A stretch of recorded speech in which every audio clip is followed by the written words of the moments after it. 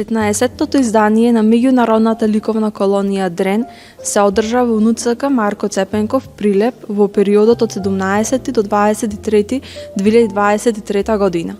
На овогодишното издание на меѓународната ликовна колонија учествуваат 20 академски уметници од земјава и од странство, односно сликари и скулптори кои што твореа во многобројни сликарски и скулпторски техники и материјали.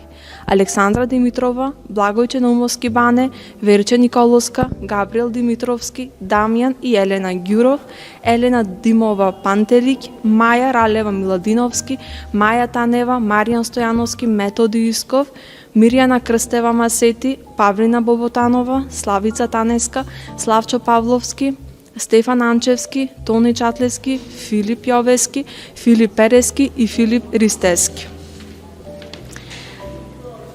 На меѓународната ликовна колонија Дрен беа создадени 30 уметнички дела. Од многобројното и разнообразно творештво кое што го создадоа уметниците, сликари и скулптори, можат да се препознаат и дефинираат повеќе разни ликовни стилови: експресионизам, минимализам, асоцијативна и геометриска абстракција, како и фантастичен реализам.